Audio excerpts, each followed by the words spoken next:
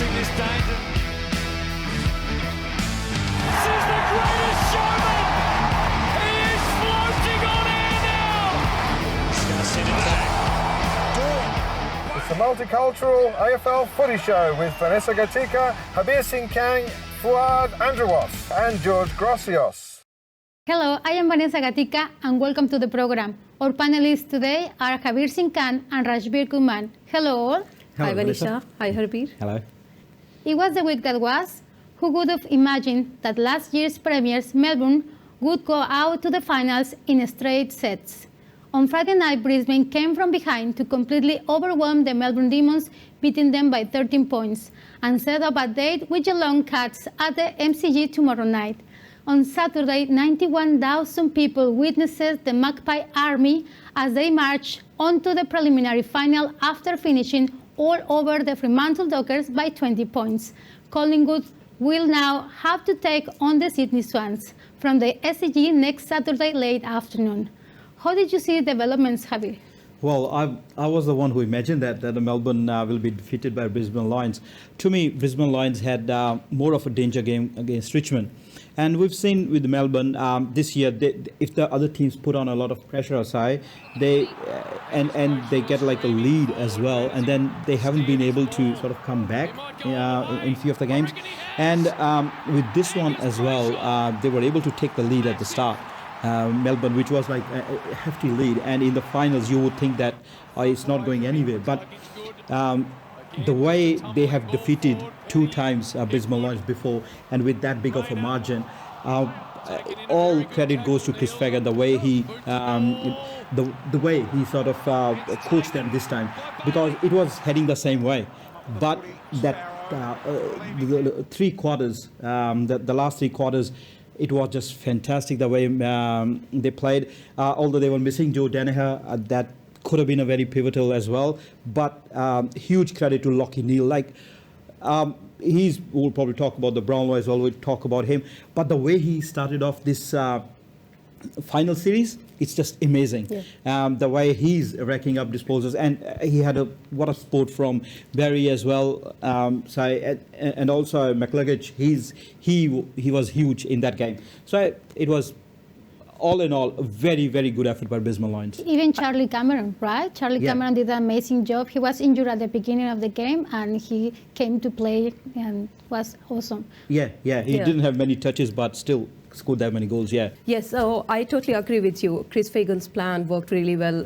The way he got Jared Berry into the second half, and the way he was next to Clayton Oliver all the time was really worked well for Lions. And for looking at the Melbourne, I think Causey Pickett missed a couple, which he usually doesn't do that. And also he then made a mistake where he was not supposed to move. He was supposed to be at the 10 meters mark, which got a free kick for the Melbourne in the late term. So that also went into Lions' favour. And the last thing was the Jake Levers mistake again, a foolish mistake. There he umpire signaled that it's a free kick. Then he couldn't believe he did something wrong, and then he was holding the ball for another good 10 seconds. And then it was like 50 meters penalty straight to the Lions. Now a few things went. And Petrarca, he wasn't 100%. We did talk about that last time, that whether 80% Petrarca is better than some other player or not. But he couldn't deliver the way he could have delivered in that game. And Collingwood and Freo, not much to discuss about there anyway, because against the home crowd of Magpie Army, it was always going to too much for Fremantle, and especially the way Collingwood's been playing. From the places they've been coming back, I don't think Fremantle stood a chance. And although I would say their forwards couldn't do that much of an effort as well, especially Lobb. I think he wasn't really in the contest that much. I know he was good. He was being covered well by the defenders. But still, huge credit to the way Darcy Moore is playing at the moment, and Jordan De Goey. He's gonna get huge dollars for that, what he just did in that game. So all in all, not much of a surprise there. Yeah, I agree. I think everyone had expected Collingwood to win this one, and I think they proved their point in the round 10 game as well when they were on the road and they beat Fremantle on their home ground, which actually was like a wet day as well, but they were really strong. And I think from round 10 onwards, Collingwood has been kind of unbeatable. Thank you, guys. Tomorrow night is going to be a huge game when the Brisbane Lions take on Geelong Cats for the right to enter the grand final next. I think the Lions will find it hard going. Rashbir, how do you see that game? Well, Vanessa, I think it's going to be a high-pressure game. Both the teams we have seen are doing really well. Looking at the Geelong, in the last 10 years, except 2015, they finished in top 8, but somehow they didn't do well in the finals, and they made into the grand final only once. So yes, I think it matters a lot for Geelong. And the Lions, we have seen they beat Melbourne in the last week, so they are really in good form. If I have to choose one from this game, I think I'll go with Geelong. Yeah, now definitely Geelong, you can't predict against them, but we've seen sometimes with Geelong, a break generally don't do them good. When we have bye round, they're always susceptible. So they've had that break now. So that would be one thing for me. And Lions are warmed up. Yeah, and Lions are warmed up the way they've beaten Richmond, and they're on the trot at the moment. But with they getting their Oscar in the ruck back and also Joe Daniher at the front, I think they might pose some problems for Geelong. And the way, as we mentioned before, Lockie Neal, the way they're playing, that's just very freaky at the moment. But I will still say against De Koning, Tom Stewart in the back line, it would be a bit hard if Geelong doesn't lose their rhythm. It's going to be hard beating them. So it's Geelong for me. That's right. And I think they need to watch out what happened for Jared Berry after that incident with Clayton Oliver. He tried to put his hands in his eyes. So I think there's something probably need to worry about that too. Yep. And we're really looking forward to the other one. I think that's going to be a very close contest between Sydney and Collingwood. I believe the Sydney, the way they're attacking the ball at the moment, they might be able to get it over the edge, and especially with their home crowd advantage. And it doesn't look like Magpie Army is going to be out in numbers because the way the airline tickets have skyrocketed, and I'm pretty sure they will find some other means to get there. But definitely we have to give that advantage to Sydney, and the way they're playing as well. I think this might be end for the Collingwood for me. Right. I agree with you. I think Sydney Swans, I also favour them. They have a big advantage for being at SCG. So, yeah. Thank you, guys. And we'll be back shortly to discuss last week's results in the AFLW. You are with the Multicultural AFL Footy Show.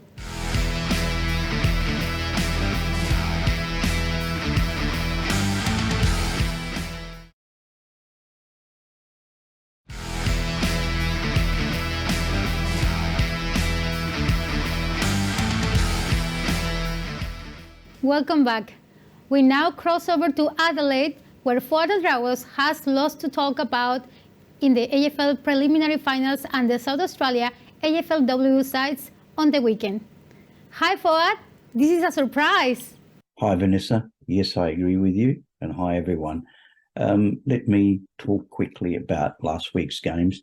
The better team won in the first round of the finals. We see Brisbane won convincingly against, of course, the last year's premiership winner, Melbourne. What happened to Melbourne? Nothing, really. Inconsistency during the year as of late, but I'm pretty sure they will regroup and they'll come back and next year and there'll be a force again. But let's congratulate Brisbane on their fantastic performance to beat Melbourne. And they will find it very tough against Geelong. So I'll predict that Geelong will beat them in the prelim tomorrow night. But if we go to the other game for Collingwood and Sydney, and in my opinion, I'm predicting an upset in Sydney in front of the Sydney fans, the diehard.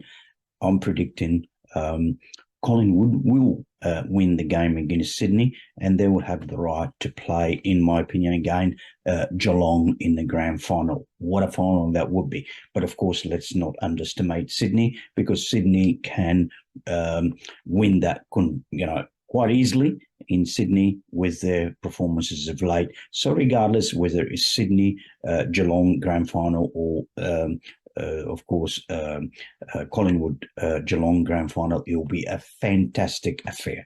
And then the other thing too, if we go to the Adelaide teams last week, it was great to see Port Adelaide scoring their first 2 points. It was so close, but not close enough. They drew with Carlton, and they got their 2 points in their first season in the AFLW. And congratulations to, of course, Adelaide Crows after winning a back-to-back games, and now they won 2 out of 3. So, and they should. We wish them all the best, of course. So good luck to the teams. And Vanessa, I'll be back shortly with you again late in the program to talk about the Brownlow Medal. Moving right along, in the AFLW last Friday, the Western Bulldogs defeated Fremantle by 3 points, and on Saturday, over in Adelaide, the Crows defeated North Melbourne by 14 points. The Giants crushed Sydney by 47 points, while in a tight and low-score tussle, Collingwood just edged ahead of the Cats to win by 4 points, and Brisbane defeated the Gold Coast in the Big Q by 73 points. Sunday, Port Adelaide did well to draw with Carlton. Melbourne defeated St Kilda by 26 points. Richmond beat the Hawks by 35 points, and Essendon squashed the West Coast by 52 points. In your opinion, Rajbir, what were the 4 outstanding games over the weekend? Thanks, Vanessa. Yeah, we had another exciting round of AFLW Season 7. And Round 3, one of the 2 Indigenous rounds we have this season, kicked off with the clash between Western Bulldogs and Fremantle on Friday night. This was Bulldogs' the 50th AFLW in the club's history. And it was a tight game all through the 4 quarters.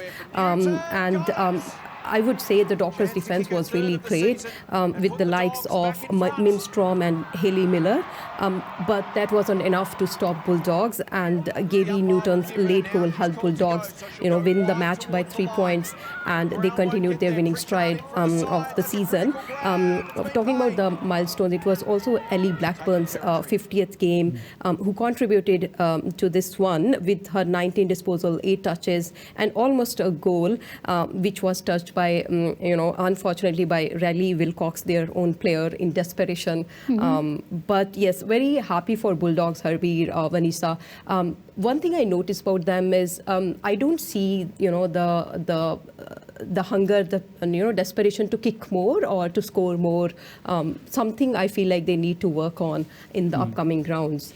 Yeah, no, definitely. It's a start of the season as well. And as you mentioned, Riley, she's been a very good pick for Bulldogs. She's been performing very good. And Fremantle and Bulldogs, somehow they find a way of having a close games. They had one like last year as well. And what a treat to watch this game was. And as you mentioned, it was the 50th game. So glad that Bulldogs were able to get over the line. Yeah, absolutely. And the next one we had was Adelaide Crows versus North Melbourne. Again, another close one. And with this one, the reigning premiers Crows made into the top 8 of AFLW after beating Kangaroos by 14 points. It was 16 apiece at 3-quarter time, but Crows took the lead in the final term with 2 goals from Ponter and Kathleen Gould. Kangaroo star player Jasmine Garner was very dominating in the first half, with 17 disposals. But then their Crows coach came up with a different plan, and he got Chelsea Randall around to tag along the Garner, and which worked very well for them as it slowed down the Garner. She could only do 7 disposals in the second half. Yeah, no, Adelaide Crows, like somehow they've been managing to win. They haven't been so great this time. But on the other hand, North Melbourne, they've been putting up a very good show in every game. So with the 14 points, it seems a lot, but I think that match was much more closer than what the score was. I think North Melbourne were in it until the end. But Adelaide Crows, somehow they've been managing to win the games. I think the different clean plan really helps. Yeah, and moving on to the next one, we had Geelong catch versus Collingwood, and can I say what a weekend it has been for the Collingwood club. Their men's team not only entered into the preliminary final, their women's team beat Geelong by 4 points in a very high pressure game, and they remain undefeated in this season. The next one, moving on to, is the Carlton Port Adelaide. Again, it was a thriller to watch. The less experienced Port Adelaide's outstanding performance gave us the first draw of the season, and it was 27 apiece in the end. A brilliant performance by Port Adelaide. Definitely. First, they played the first draw of the season. Fantastic game. Both were in it until the end. They both were ruining their chances, but that's what the draw does to you. Yeah, absolutely. Going for my tips for round 4, I'll go for Carlton, Geelong, GWS Giants, Collingwood, St Kilda, Port Adelaide, Essendon, Western Bulldogs, and Brisbane. Thank you, Rashbir. And we'll be back soon with more from Fuad and Dragos and our AFL Brownlow medal prediction for 2022. Stay tuned.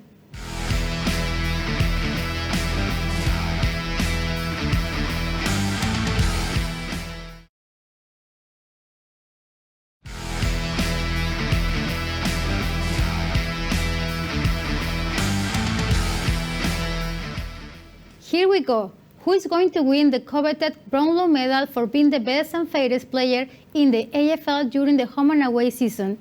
It is a tough award to win because not only do you have to be the best player, but also the fairest as well, which means if a player happens to be reported and disqualified, he is not allowed to win.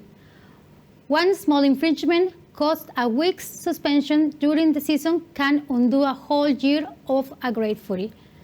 Javier and Rashbir, do you have a list of players that are likely to win the Brownlow? Well, I would like to say what you said is absolutely right, that I think being best is probably the easy part, and being fairest is the hardest part, especially with the kind of game we got at the moment. And when you are playing out of your skin, it's very hard to keep your emotions intact. It's very hard to keep all that fair part intact. So that's why it's a big credit to the people who get the Brownlow to do that over 23 rounds and be the best as well. It's a very hard thing to achieve, and that's why it's a very, very big thing, a big award in the AFL. So this year, look, as we mentioned before as well, the Lachie Neale, he's been having a very good season at this stage as far as finals are concerned. But if you look back on the round as well, he's been very, very pivotal for the for Brisbane Lions, and he's been he wouldn't have too many competitors in his team too for his Brownlow. So I think, to me, he's probably the one favourite if I have to pick one. But I would say a lot of other players had a good season. You can mention Patrick Cripps as well, and Clayton Oliver from Melbourne. He's been fantastic too this season. Yeah, that's right, and that's a good point. I mean, being fair in the 23 rounds is not an easy job, and I think I would like to go with Melbourne players. Clayton Oliver, you mentioned, then Christian Petracca. I love the way, the speed with which they play, and then they keep themselves, calm and composed throughout the game. I love the way, both the players, have done throughout the season. Yeah, I think Patrick Cripps would have been a very, very important in this Brownlow, but I think Sam Walsh might pinch some of his votes. So he might have sort of competition there, so that might not make him the actual winner.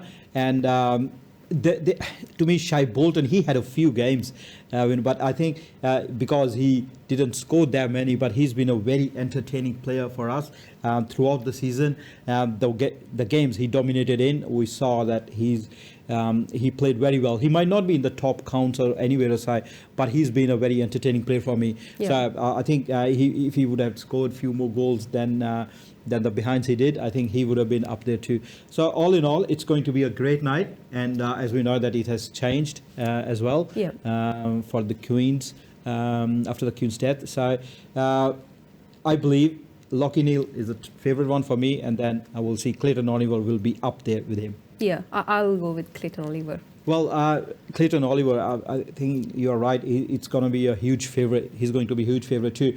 But to me, Tuke Miller, I would be very happy for him to win because Gold Coast Suns, the way they have performed this year and from where they were last year, he's been there in all the games and he's been very, very pivotal. Like he's been their main player. And the way he has generated all the clearances, the way he has supplied the forwards, Gold Coast Suns wouldn't have been that good if he wasn't there. So to me, Lockie Neal, he's got the name and he's working out as well. And the game sort of worked out for him as well. He had other sports. But with Tuke Miller, the way Gold Coast Suns improved and the way he's delivered, I think to me he should be the winner. So he will be up there, but I'm not sure he will be able to compete that much with Lockie Neal. And Andrew Brayshaw from Fremantle, he had a great season as well. He has improved a lot with the Freo success. Same as Gold Coast Suns with the Freo success. He's been there all the time and everywhere on the ground, and he has been very, very important player for them. Yeah, I agree. And one player I personally wanted to add, and which is not who's not there in this season, because Marcus Bontempelli, who was the runner-up of the 2021 Brownlow medal, but he missed few games, like we were talking about it, and he's not on the list. But I would have loved to see him again on the list at the top. Yeah, and it said that Bontempelli is not in the top frame at this season because he's such an important player. He had a lot of games, but sadly, you have to be consistent for the 23 rounds. Yeah, no, best and fair. Lots of injuries this season, but he's a great player, definitely. Thank you, guys. Now let's ask Fuad. Hi, Fuad. Are you still with us? Yes, I am, Vanessa. You took your time, didn't you? But anyway, let's talk about the Brownlow medal for this year. In my opinion, there's quite a few guys are going for it. Let's start with Oliver, Petrarco, Bradshaw from Fremantle, and Lockie Neal, and then, of course, Miller, Cripps, Patrick Cripps. But in my opinion, the first three that in the right order of winning it, I'm going for Oliver, Melbourne, then Bradshaw from Fremantle, and then finally Lockie Neal from Brisbane. That's all from me this week. But Vanessa, I'll certainly, as you said, I'll see you again next week in Melbourne. Thank you and see you all. Thank you, Fuad, and we'll see you here in the studio next week. And also thank you to everyone on the panel tonight, which brings me to my AFL tips. And I'm going for, in my Brownlow predictions, Lockie Neal from Brisbane, Andrew Bradshaw from Freo, and Christian Petrarca from Melbourne. And for the games, I definitely Geelong Cats and Sydney Swans. Well, that is all we have time for this week. You can also watch us in Adelaide on Channel 44, Friday 6:30 p.m., on Aurora Foxtel TV at 1 p.m. Saturday, and on the Nembc AFL YouTube. You are listening to this podcast on the Community Radio Network, and the AFL Diversity News in 8 languages can be heard during the home and away season on select multicultural diversity radio stations throughout Australia. I am Vanessa Gatica, and from our panelists, Javier, Rashbir, and Fuad Andraus, good night, and we shall see you next week.